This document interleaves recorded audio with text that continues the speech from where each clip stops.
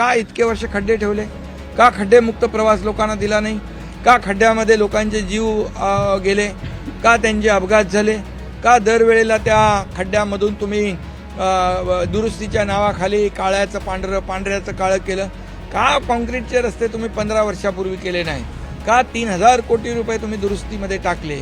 आणि म्हणून या ठिकाणी मुंबईकर सुज्ञ आहे. आज मुंबई सुशोभित होती आहे.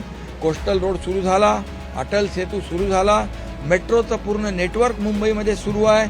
मुंबईमध्ये बाळासाहेब ठाकरे आपला दवाखाना आरोग्य सुविधा आम्ही वाढवतोय.